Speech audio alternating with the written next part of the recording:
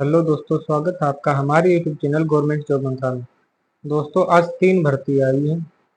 3 भर्तियों के बारे में हम बताएंगे। कुल उसमें 23,461 पदों पर भर्ती है, जिसमें हम 10वीं पास, 12वीं पास, ITI करे हुए, ग्रेजुएशन सभी के लिए अलग अलग पोस्टें हैं।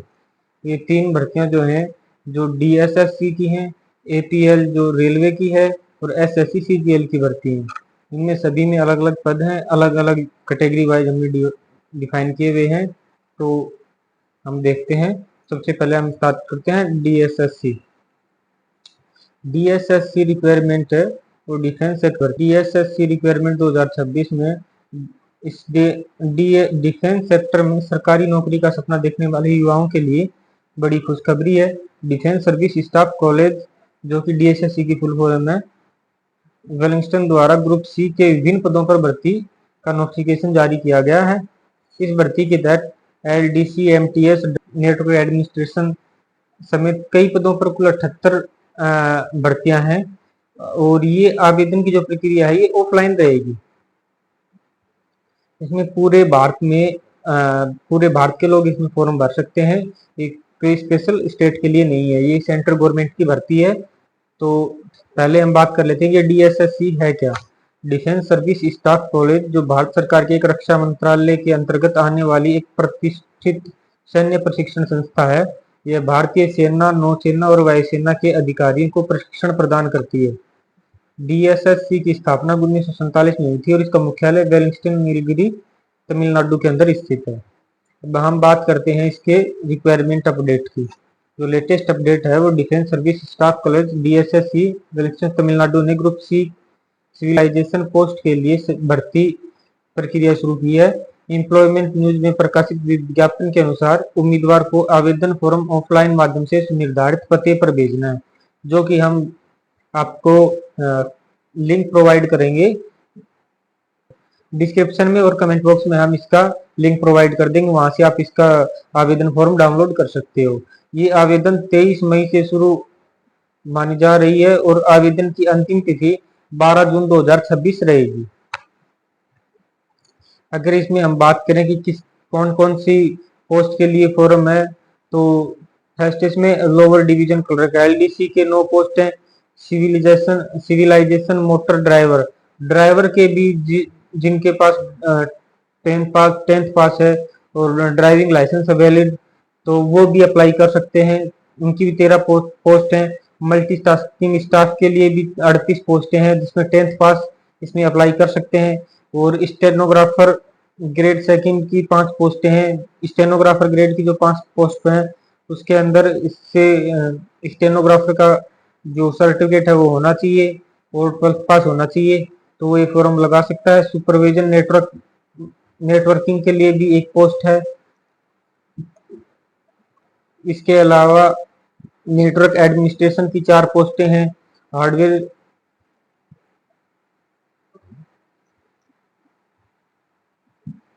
एडमिनिस्ट्रेशन की 4 पोस्टें हैं। लाइनमैन की 2 पोस्ट हैं। तो लाइनमैन के लिए हमें ITI की जरूरत पड़ेगी। और बोट बॉयलर की एक पोस्ट है। टेक्निकल अटेंडेंट की एक पोस्ट है। कुल मिला के 78 पोस्टें ये हैं। अगर हम एज लिमिट की बात करें तो भर्ती के लिए जो न्यूनतम आयु है वो 18 वर्ष रखी गई है। अधिकतम आयु अलग अलग पदों के लिए अलग अलग निर्धारित की गई है। LDC driver steno technical post के लिए 18 से 27 वर्ष उम्र रखी गई है। और MTS एवं कुछ अन्य पद हैं जिनके लिए 18 से 25 वर्ष आयु रखी गई है। आरक्षित वर्ग के उम्मीदवार को आरक्षित वर्ग के उम्मीदवारों को सरकारी नियमों के अनुसार आयु सीमा में जो छूट मिलती है SC/ST के लिए, तो वो छूट भी दी जाएगी। अगर हम सिलेक्शन प्रोसेस की बात करें तो उम्मीदवारों का जो चयन है वो निम्नलिखित चरणों के अंदर से के आधार पर किया जाएगा। जैसे पहले रिटर्न एग्जाम होगा। रिटर्न एग्जाम के बाद में अगर वो किसी ट्रेड से है, जैसे ड्राइवर है या और है, तो उसका स्किल टेस्ट होगा। जो जिस ट्रेड से ITI से जिस ट्रेड से वो भर रहा है उसका वो टेस्ट होगा। उसके बाद में एक टाइपिंग टेस्ट होगा। जो LDC की भर्ती के लिए उनके लिए टाइपिंग टेस्ट होगा। जो ड्राइवर है उनके लिए ड्राइविंग टेस्ट होगा। और जो उसके बाद में उसका डॉक्यूमेंटेशन होगा। फिर मेडिकल एग्जामिनेशन होगा।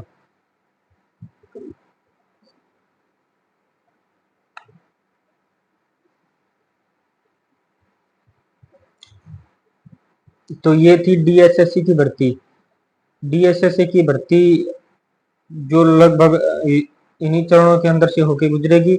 इसका जो लिंक है वो हम प्रोवाइड करवा देंगे आपको। जो इसका लिंक हम डिस्क्रिप्शन के अंदर और कमेंट बॉक्स में प्रोवाइड करवा देंगे। वहां से आप इसके लिंक से ये फॉर्म डाउनलोड कर सकते हो और फॉर्म डाउनलोड करने के बाद उसको लगा सकते हो।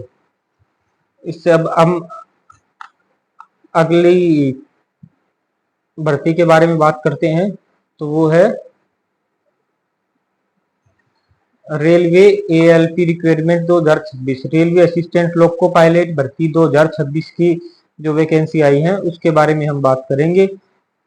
उसमें क्या क्या प्रोसेस रहने वाला है, क्या उसकी एज लिमिट है, क्या उसकी एप्लीकेशन फीस है, कैसे वो फॉर्म भरा जाएगा।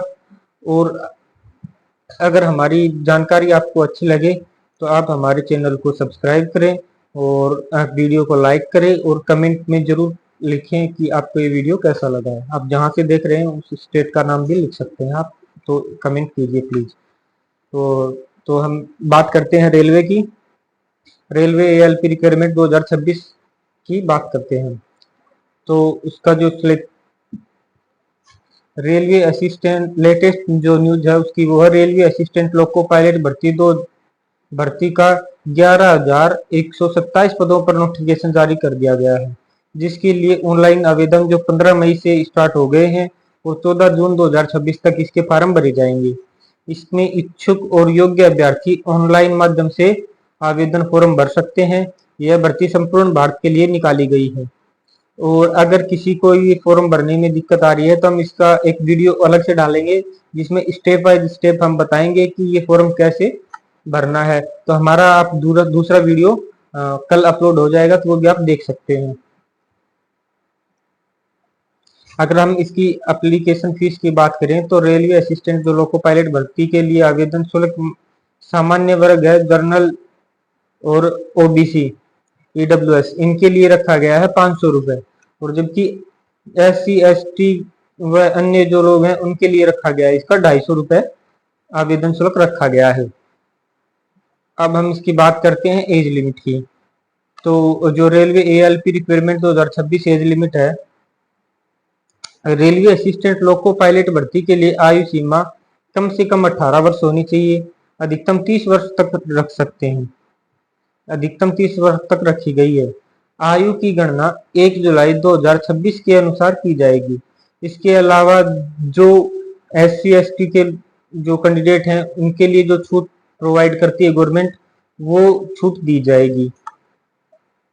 अगर हम बात करें कि इसमें एजुकेशन क्वालिफिकेशन की, तो रेलवे असिस्टेंट लोको पायलट भर्ती के लिए शैक्षणिक योग्यता किसी भी मान्यता प्राप्त संस्था से 10वीं पास, इसके साथ ITI या संबंधित क्षेत्र में जिसमें डिप्लोमा होना चाहिए वो इसमें फॉर्म भर सकता है। अब हम अगर बात करें कि रेलवे जो एएलपी रिक्वायरमेंट 2026 का सिलेक्शन प्रोसेस क्या होगा, तो सिलेक्शन प्रोसेस की हम बात करते हैं। तो रेलवे असिस्टेंट लोको पायलट भर्ती के लिए सभी अभ्यर्थी का चयन लिखित परीक्षा डॉक्यूमेंट वेरिफिकेशन और मेडिकल टेस्ट के आधार पर किया जाएगा। इसके आधार पर फाइनल मेरिट लिस्ट जारी होगी।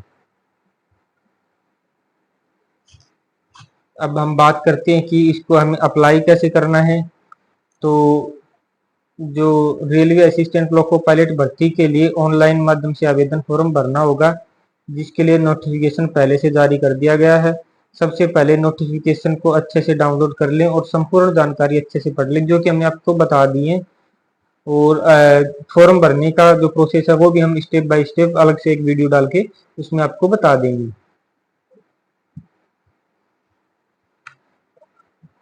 अब आपको अप्लाई ऑनलाइन पर क्लिक करना होगा। जो हमने जो लिंक दिया है उसमें अप्लाई ऑनलाइन जहाँ है वहां पे आपको क्लिक तो ओके करोगे तो आवेदन फॉर्म खुल जाएगा। आवेदन फॉर्म को के अंदर पूछी गई सभी जानकारी सही सही दर्ज करनी होंगी। इसके पश्चात अपने आवश्यक डॉक्यूमेंट पासपोर्ट साइज फोटो और सिग्नेचर अपलोड करने होंगे। जैसे आपने 10वीं पास के लिए फॉर्म भरा है तो 10वीं पास की जो मार्कशीट है वो अपलोड करनी होगी। जो उसका SC ST से हो या OBC से हो या EWS से हो या जनरल कैटेगरी के हो, तो जनरल कैटेगरी को छोड़ के बाकी जो EWS हैं, SC ST है और OBC है, इनके लिए जो जाति प्रमाण पत्र है वो भी अपने को अपलोड करना पड़ेगा। तो ये डॉक्यूमेंट आप अपडेट करवा के अपने पास रख लीजिए। जैसे EWS है उसके जो वार्षिक चलता है मार्च के अंदर खत्म हो जाता है, तो जिन्होंने रिन्यू नहीं करवाया है वो रिन्यू करवा लीजिए। उसके बाद में उसी के अकॉर्डिंग ये फॉरम में डॉक्यूमेंट अपलोड करें, क्योंकि ये बाद में जब आपका डॉक्यूमेंट वेरिफिकेशन होगा उस टाइम देखा जाएगा। तो मेरा मानना ये है कि आप इसको पहले अपडेट करवाइए, उसके बाद में ही फॉर्म भरें। पीछे वाले जो सर्टिफिकेट है उसके अकॉर्डिंग फॉर्म ना भरें। इसके अंदर अब आपको अपनी कैटेगरी के अनुसार आवेदन शुल्क का भुगतान करना है। जो एप्लीकेशन फीस है वो आपको सबमिट करनी है। उसके बाद फाइनल सबमिट पर जब आप क्लिक करोगे कि आवेदन को फाइनल सबमिट होने के बाद में जो लास्ट में प्रिंट आउट निकलेगा उसको हम प्रिंट आउट लेके या फिर मोबाइल में भी सेव कर सकते हैं, लैपटॉप में भी सेव कर सकते हैं, रख सकते हैं, ईमेल आईडी के ऊपर सेव करके रख सकते हैं, तथा इसका प्रिंट भी हम निकलवा ले तो हमें हमारे लिए अच्छा रहेगा। अब हम अगली भर्ती की बात करते हैं जो कि है SSC CGL requirement 2026। SSC CGL भर्ती का जो नोटिफिकेशन है वो 12,256 पदों पर नोटिफिकेशन जारी किया गया है। SSC द्वारा 12,256 पदों पर नोटिफिकेशन जारी कर दिया गया है। अब हम इसकी लेटेस्ट न्यूज की बात करें तो इस भर्ती के माध्यम से केंद्र सरकार के विभिन्न मंत्रालय, विभाग और संगठनों में ग्रुप D एवं ग्रुप C के पदों पर भर्ती की जाएगी। इस भर्ती के लिए सभी राज्यों की महिला एवं पुरुष अभ्यर्थी आवेदन फॉर्म भर सकते हैं। इसमें अभ्यर्थियों को SSC की आधिकारिक वेबसाइट के माध्यम से ऑनलाइन आवेदन भरना होगा। SSC CGL भर्ती के लिए आवेदन 21 मई से लेकर 22 जून 2026 तक भरे जाएंगे। तो इसलिए जो 21 मई से फॉर्म आज से स्टार्ट हो रहा है और 22 जून तक ये फॉर्म भरा जाएगा। अब हम बात करते हैं SSC CGL रिक्वायरमेंट 2026 की। एजुकेशन क्वालिफिकेशन क्या रहेगी? तो SSC CGL 2026 के लिए उम्मीदवार का किसी मान्यता प्राप्त विद्यालय से ग्रेजुएशन प्राप्त होना चाहिए। कुछ विशेष पदों के लिए अतिरिक्त योग्यता की मांग भी रखी गई है। जैसे अगर जूनियर ऑफिसर के लिए आप पोस्ट के लिए आप अप्लाई करते हो तो ग्रेजुएशन प्लस 12th में है जो मैथमेटिक्स में 60% अंक या ग्रेजुएशन में स्टैटिक्स होनी चाहिए। दूसरा है कि स्टैटिकल इन्वेस्टिगेटर ग्रेड सेकंड के लिए अगर हम अप्लाई करते हैं तो स्टैटिक्स, मैथमेटिक्स, इकोनॉमिक्स आदि विषयों के लिए ग्रेजुएशन होनी चाहिए और अदर पोस्ट के लिए कोई भी डिग्री है वो मान्य रहेगी। SSC CGL requirement 2026 selection process and exam pattern की बात करें तो SSC CGL रिक्वायरमेंट 2026 के लिए चयन प्रक्रिया टायर 1 एवं टायर 2 कंप्यूटर आधारित परीक्षा के आधार पर आयोजित की जाएगी। कुछ पदों के लिए डाटा एंट्री, स्पीड टेस्ट एवं डॉक्यूमेंट वेरिफिकेशन भी होगा। अगर हम सिलेक्शन प्रोसेस की बात करते हैं तो सब्जेक्ट जो टायर फर्स्ट में है जनरल इंटेलिजेंस एंड रीजनिंग के जो क्वेश्चन आएंगे वो 25 क्वेश्चन आएंगे और 50 नंबर के होंगे। एक क्वेश्चन 2 नंबर का होगा। जनरल अवेयरनेस भी आएगी जो कि 25 नंबर की 25 क्वेश्चन आएंगे और 50 नंबर का होगा। इसके अलावा क्वांटिटेटिव एप्टीट्यूड के भी 25 क्वेश्चन आएंगे, वो भी 50 नंबर के होंगे। और इंग्लिश कंपेरिजन कंपेरिजन होगा, जो 25 नंबर की क्वेश्चन आएंगे, 25 क्वेश्चन आएंगे और 50 नंबर के होंगे। पर क्वेश्चन 2 नंबर होंगे। तो दोस्तों हम बात करते हैं अप्लाई डेली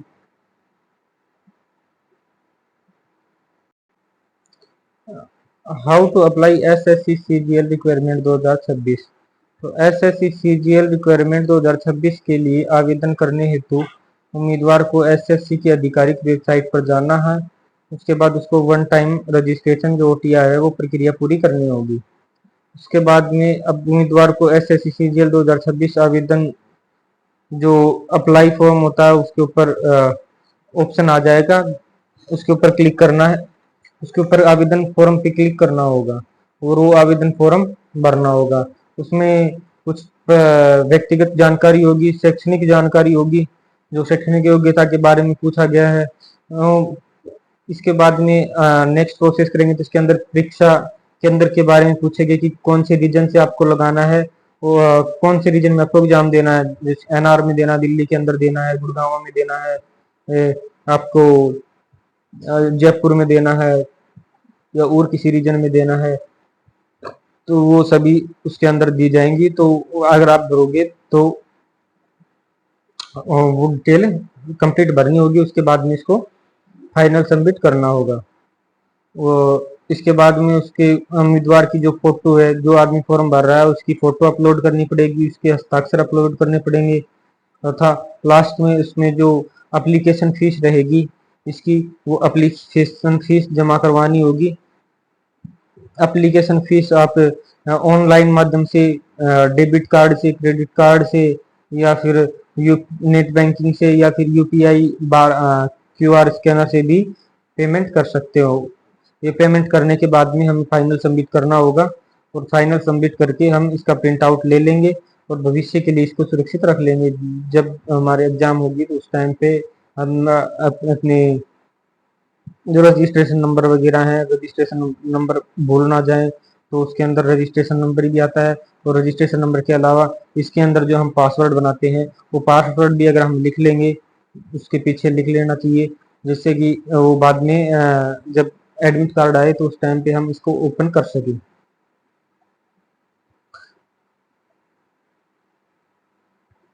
धन्यवाद दोस्त। बताया कि ये 3 भर्तियां थी, 3 भर्तियों के बारे में हमने पूरा डिटेल से बता दिया है आपको, क्या उसकी एप्लीकेशन फीस लगनी है, क्या उसकी एज लिमिट रहेगी, उसमें एजुकेशन क्वालिफिकेशन क्या क्या लगनी है, वो सभी चीज़ें हमने आपको डिटेल से बता दी हैं। अगर और भी कुछ आपके मन में क्वेश्चन हो तो आप हमें कमेंट करके कमेंट बॉक्स में बता सकते हैं। और इसके अलावा और हम एक दो वीडियो जो स्टेप बाय स्टेप फॉर्म कैसे भरना है उसका वीडियो भी हम अपलोड कर देंगे कल तक, तो वो वीडियो भी आप देख लेना, उसका लिंक भी हम प्रोवाइड करवा देंगे।